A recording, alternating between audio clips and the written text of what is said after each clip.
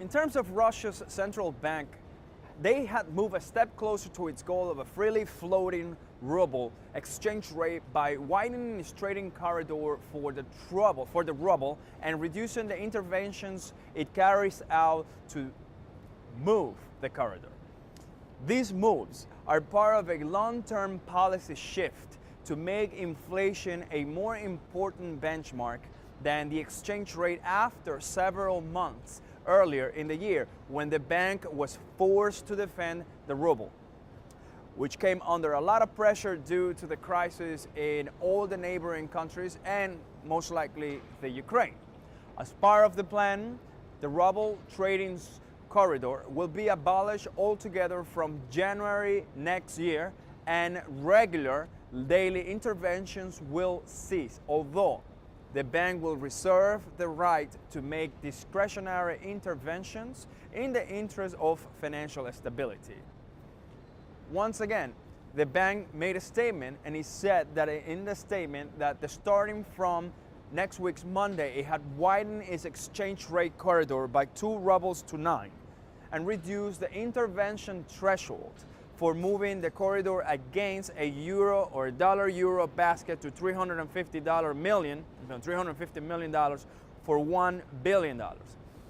It was also said that it would stop carrying out interventions within the corridor to reduce exchange rate volatility.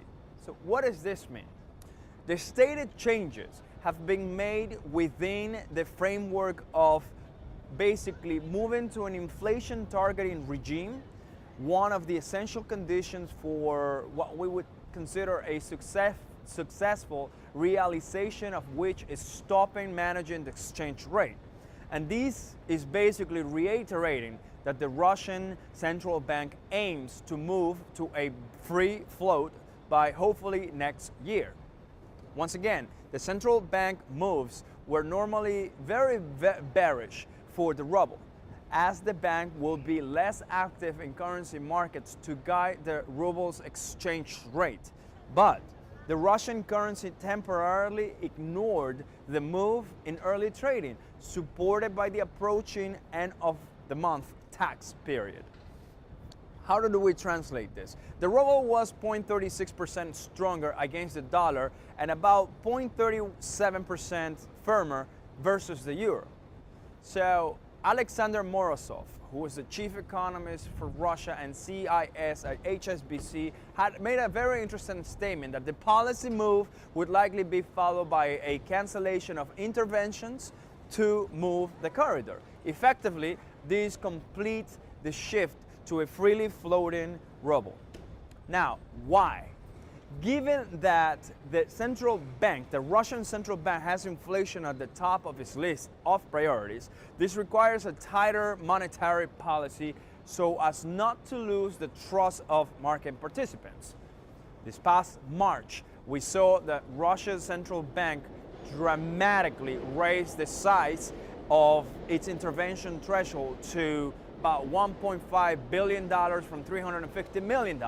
After de-escalating the Ukraine crisis caused a massive ruble sell-off, heightening concerns about Russia's overall financial stability. After all of this, the higher threshold paved the way for the central bank to spend some $25 billion to defend the ruble.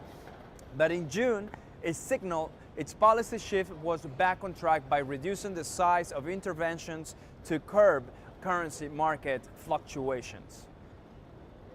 Thank you.